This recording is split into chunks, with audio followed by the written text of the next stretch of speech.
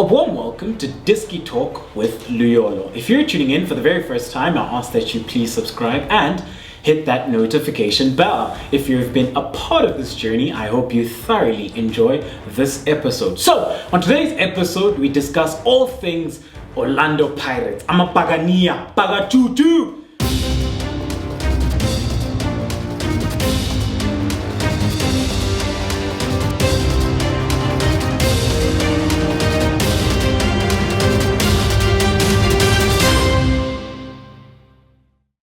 So, we discuss Joseph Zinnbauer resigning, then we move it on to their latest new signing in Ntsako Makhubela, and in the extra time segment, I do a tactical preview of their encounter coming up against Marumo Gallants. However, the first segment then I will start with is the coaches. So, Joseph Zinnbauer has resigned as the Orlando Pirates head coach, and I must say that I am happy for Orlando Pirates faithful and happy for the club as well, because I just felt that Orlando Pirates weren't moving in the right direction when Joseph Zinnbauer was at the helm. So the biggest thing with Joseph Zinnbauer for me was the fact that he couldn't find a consistent 11, A.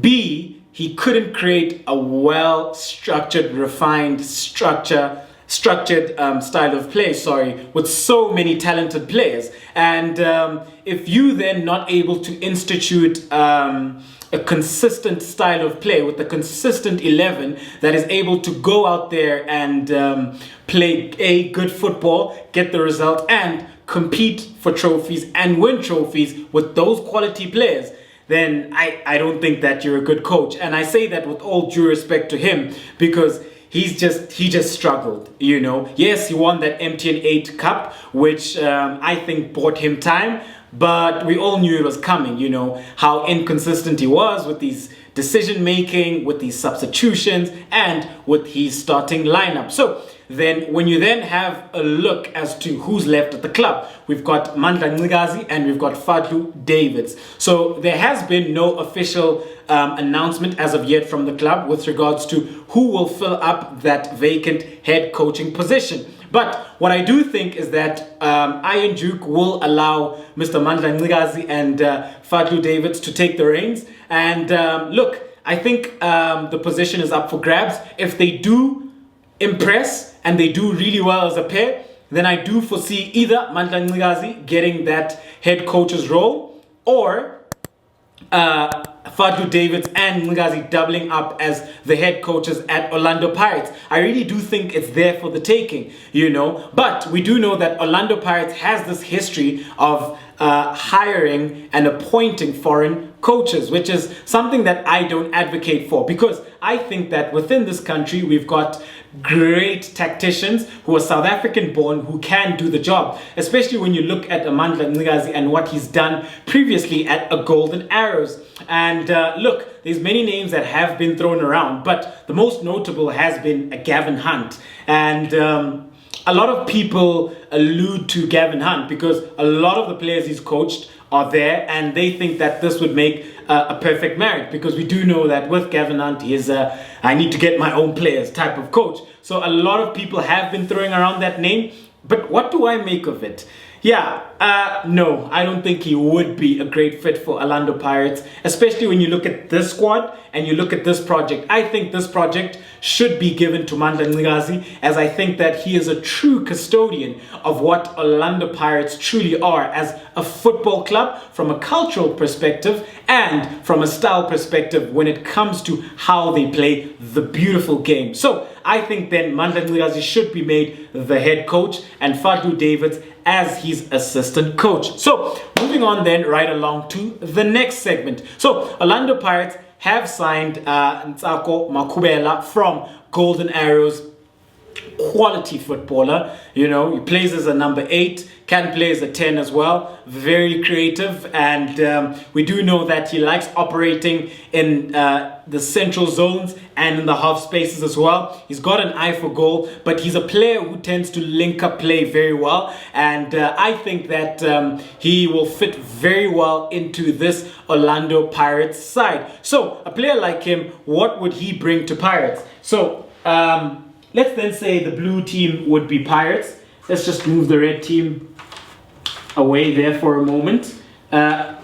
We'll bring them back a bit later as they will be Marumo Gallants. But what then does Ntsako Makhubela bring to this Orlando Pirates side? So when we have a look at this Orlando Pirates side, they like going with the 4-3-3 and with the double pivot. So when you look at this side, I then think that Ntsako Makhubela could do very well in this position, playing just behind the striker, or it could change the formation where you have one pivot and two number 8s. He's a player who occupies the half spaces really well. He occupies zone 14 very well as well. And look, very fluid style of play, and a player who is deeply entrenched when it comes to positional play. So you might also find him sometimes drifting to the wing. Very creative player, and a player who caught my attention when he was still in KZN plying his trade for Golden Arrows.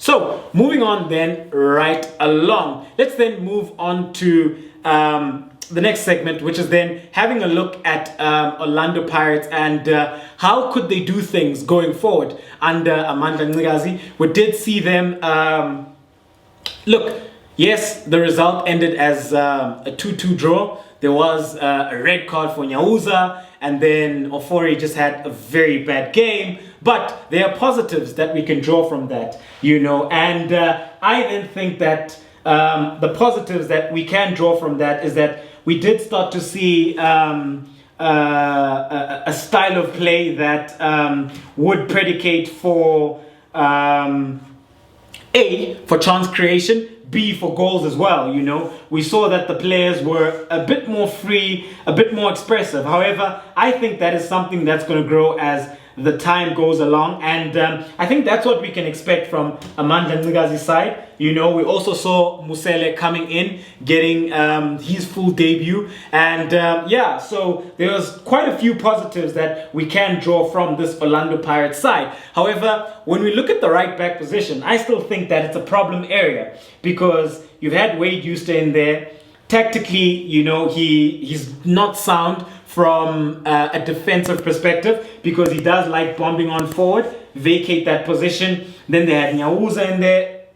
He got the red card. So what then do they do going forward? I think then you're looking at a Shandu having to come to this position. And I think Shandu has showed very good signs. Against Swallows, he came on and he created 3 chances for Orlando Pirates. And his final ball was very, very good. And yeah, so far in the performances that we have seen in the games he has played, he has showed very good potential. So I think then they'd have to move him into right back there. But let's then move on to the extra time segment, where I will do a tactical preview of how Orlando Pirates will line up against Marumo Gallants. So when it comes then to Marumo Gallants, they will then be represented by the red. Orlando Pirates will be the blue. So just to note at home that it's still early days within the season, and Marumo Gallants is a team that made multiple signings. So there's not much that we know of them from a tactical perspective. However, on Diski Talk with Liolo, it is my duty to give you the very best tactical analysis. So I will then do that for you when it comes to Marumo Gallants and break them down as accurately as possible. However, like I always mention, do interact with me at home. What do you guys make of Marumo Gallants this season? Do you guys think that they stand a chance? Do you guys think that they will be able to compete? Because the general notion going around is that they might get relegated. However, let's not get too ahead of ourselves, because this will be their second encounter against Orlando Pirates. So let's then have a look then as to what Mandla Ncikazi could potentially do. So look, Richard Ofori, in my opinion, he's been poor, you know, in the past 2 games. He doesn't inspire confidence. He doesn't marshal the back line very well. But when you look, there's Mponchane and there's Wayne Sunderland's, you know, those are players who have also made their own errors, you know. So in goals, I wouldn't be surprised to see a change. But Mponchane or Sunderland, I really can't pick from there. But I would go Sunderland's because I think he's got less errors, if I could say. So yeah, in goals, we're looking at Wayne Sunderland's.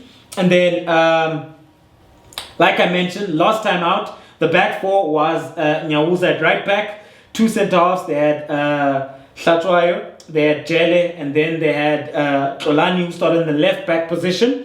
So yeah, I think I would say the best centre-back partnership that Orlando Pirates have in Jele and Tyson. You know, I just don't think that there is another centre-half who could complement the Tyson. But a player that I would take a gamble on is actually Mteto, you know, and young, very strong, and very good aerially, and I like his presence as well, very commanding. So I think I would take a chance on him. However, for now, I would go with Jele and Tyson. And then at right back, I would go with Shandu, because we do know that Nyawuza did get that red card. So obviously won't be eligible to play the next couple of games.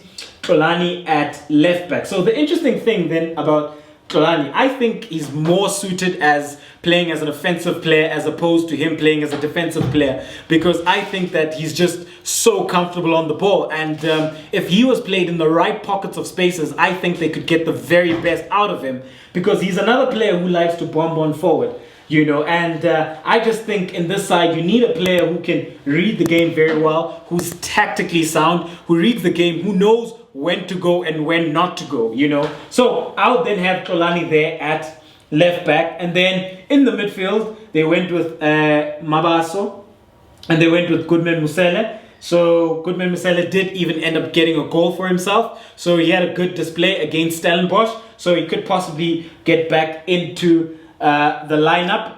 And then they had Dlamini, who would sometimes join the front three. We do know that he's a very, very versatile midfielder and attacking player. He can also come back into midfield.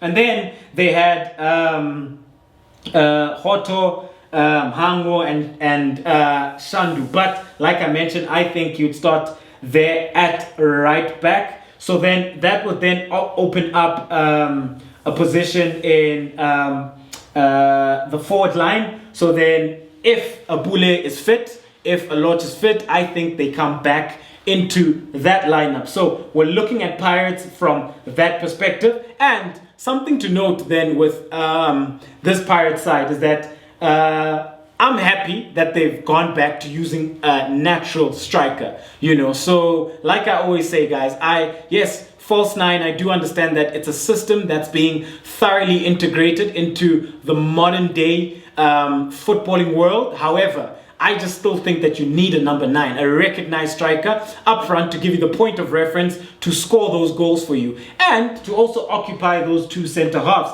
So that is Mhango, who I think will be a key player coming into this game. So then when we then have a look at Marumo Gallants, so in goals they've got the very experienced Washington Arubi. So they do line up with a 4-4-1-1 as opposed to Pirates' 4-3-3 or 4-2-3-1, you know. So it is a hybrid, and in a sense Marumo Gallants 4-4-1-1 then at times also becomes a 4-5-1 without the ball. At times it also then can become a 4-3-3. So these are two very similar hybrid systems, but we'll go with a 4-4-1-1. The very experienced Washington Arubi in goals. At right back, they started with Hlatshwayo, and then two center halves. They had Nonyani and Ngili. Nonyani is very comfortable on the ball, left-sided center half. We do know that it's very important when it comes to progressing the ball and starting play from the back. And then at left back, they had the very dynamic,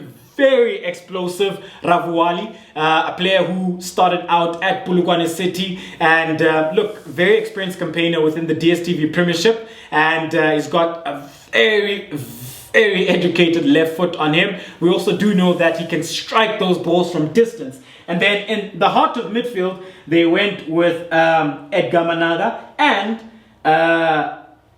a debut for Kiba, Tato Kiba. So this is a player who was formerly with Kaizer Chiefs, the reserve side. A player who I'm very excited about, especially when you look at his skill set and how comfortable he is on the ball. You know, I think this is a player who he's broken into the DStv Premiership relatively late at the age of 25, but there's still so much that he can offer, and there's still so much that he can do. You know, he is an exciting midfielder. You know, he can play as an 8, he can play as a 10, but in this side he plays as an 8, and very influential when it comes to linking up play, getting onto the ball, and then looking to influence play. And then when you look at in the wing position, you've got Nyamane. So with Nyamane, also another player who knows the DStv Premiership very well. He did start out with University of Pretoria. He went on to SuperSport. What we do know about him, left-footed, technically very good, and he reads the game very well. He doesn't possess a lot of speed, so he has to rely on his intelligence and his ability to interpret the spaces. You know, does pop up in the half spaces, but often gives you the width and is always looking for that first time cross. And then you've got Undlondlo, who is their playmaker. So he will drift into midfield at times, you know, and he will sometimes exchange with Ngema. So it is a very fluid team, you know, and that's what's nice about them. They look to rotate the ball and very comfortable on the ball as well. You know, you've got Ngema playing as a 10, and then you've got Matlagala as the number 9, the target man up front. So that is how Marumo Gallants will potentially line up. However, like I always mention, that things do change. So during the week and during the training sessions, a coach might see something and say, okay, wow, he's impressed me. Maybe let me go with him. Let me tweak things a bit from a tactical perspective. Let me surprise them. Maybe they thought that I was going to start with the 4-4-1-1. Maybe let me go with a 4-3-3, or maybe then let me go with the 4-5-1, or maybe let me go with a back 3, because a guy out there who goes by the name of Liolo has analyzed us. But, you know, let me surprise him as well, you know. So things do change, guys. So these tactical previews are for me to give you a picture which is as accurate as possible. However, it's subject to change, because in the world of football, things do change. Coaches do have a change of mind at times and do look to institute maybe a different approach according to the game that it is. So that's what then we're looking at when we're looking at Marumo Gallants and when we're looking at Orlando Pirates. So I think then the key player for Orlando Pirates will be a Gabadinho Mhango, as he will look to impose himself and get going with regards to that golden boot. You know, we do know that he's a player who's won that Leslie Manyantela golden boot before, and is a player who is very lethal and very dangerous. What's going to be interesting then is how then does Mandla Ncikazi institute his style of play and his philosophy, and how do they adapt to this, and how does Mandla Ncikazi and Fadlu David work hand in hand to ensure that this Orlando Pirates team can kickstart and get their first 3 points of the season, their first win of the season, as well as we do know that they got knocked out of the MTN 8. So Gabadinho Mhango will be very, very important in this game. And then when we look at Marumo Gallants, a player who will be key for them is Ndlondlo. How does he occupy the half spaces? How does he pop up into the central zone and sort of look to dictate terms and dictate play and get Marumo Gallants going? How does he then institute and impose himself in this type of game? So in the extra time segment, where I then give my prediction.